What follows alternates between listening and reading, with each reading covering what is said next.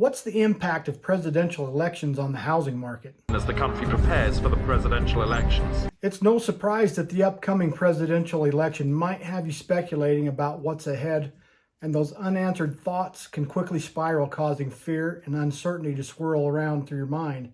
So if you've been considering buying or selling a home this year, you're probably curious about what the elections mean for the housing market and if it's still a good time to make a move. Here's the good news that may surprise you. Typically, presidential elections during the presidential election only had a small temporary impact on the housing market, but your questions are definitely worth answering so you don't have to pause your plans in the meantime. I'm Scott Walters with Best USA Realty, and every day I have people just like you that reach out to me, and I absolutely love it.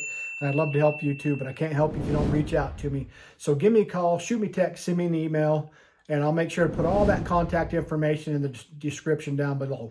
Here's a look at decades of data that shows exactly what's happened to home prices and mortgage rates in the previous presidential election cycle, so you can move forward with the facts as you weigh the pros and cons of home ownership, of your home ownership decision. All right, so in this graph, in the months leading up to the presidential election from October to November, there's typically a slight slowdown. So let's check out this graph. As you can see, from non-presidential elections years from 1963 to 2019, there was almost a 10% drop in home prices or home sales. And then from presidential election, in the presidential election years from 1963 to 2019, there's almost a 15% decline. Some consumers will just simply wait it out before they make their decision to purchase. However, it's important to know this slowdown is temporary. Oh, no, that's temporary. That's temporary. In fact, the data from the Department of Housing and Urban Development and the National Association of Realtors shows after 9 of the last presidential elections, home sales went up the year after the election. And it's been happening consistently since the early 1990s. Let's check out this chart. So as you can see, in 1980, there were 2,973,000 home sales, and the year after that election, there were 2,419,000. So that actually went down. The following election cycle in '84, it was 2,868,000, and then the year after that, it actually went up to 3,214,000. And then in 1988, it was 3,594,000, and it actually went down to 3,290,000. But if you take the election cycles from 1992, 96, 2000, 2004, 8, 12, 16, and 20, home prices have always bounced up the following year. In fact, after the last election cycle of 2020, there were 5,640,000 existing home sales, and in 2021, it bumped up to 6,120,000 home sales. So you may also be wondering about home prices. Do home prices come down during election years? And not typically. As residential appraiser and housing analyst Ryan Lundquist notes, an election year doesn't alter the price trend that is already happening in the market. So home prices generally rise over time regardless of whatever election cycle we're in. So based on what history shows, you can expect the current pricing trend in your local market to likely continue, of course, barring any unusual market or economic circumstances. The latest data from NAR, the National Association of Realtors, reveals that after 7 of the last 8 presidential elections, home prices increased the following year. Let's check out this following chart. You can see in 1992, home prices went from 105,000, or this is the median price, went from 105,500 to 109,100. So there was an increase year.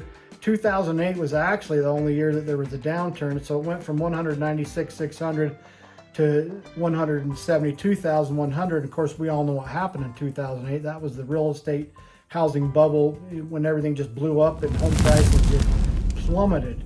So in 2012, prices went from 177. 2013, they went up to 197. So a year over year, that was about a 20,000 gain. 2016 went from 23,500 up to 248,800 in 2017.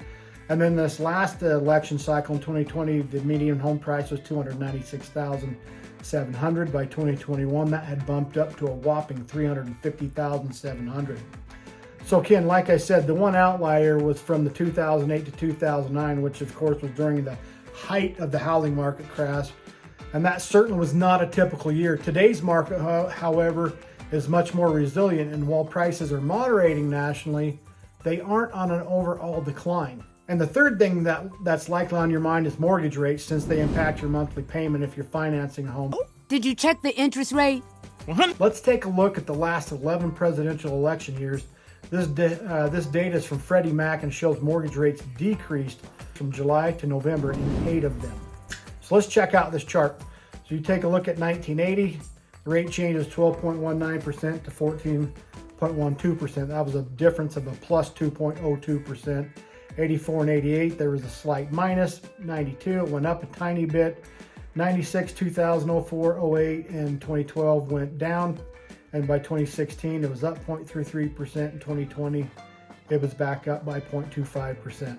And this year, we've already started to see that happen. Most experts also forecast mortgage rates will ease slightly throughout the rest of 2024.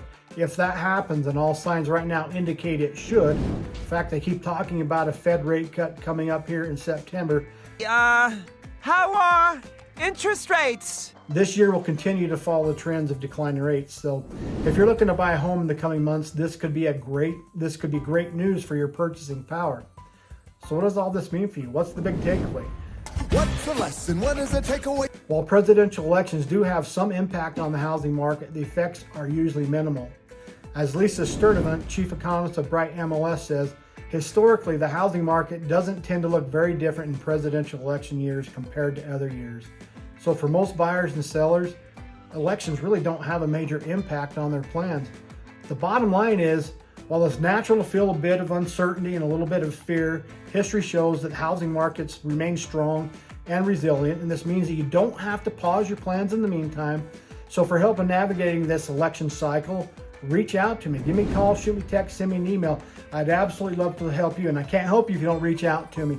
If you happen to be in my local Utah market, my phone number is 801-361-4860. If you're outside of Utah, I'd absolutely love to refer you to a very competent real estate agent in your market. Remember, real estate is always local, and you want to connect with a local expert, and I can do that for you. So if you found this video helpful, you might also enjoy some of my other videos about the what people, when you're thinking of moving to Utah, what you need to know, and what people don't tend to tell you about moving to Utah. You can check that video out by clicking here, and we'll catch you on the next video.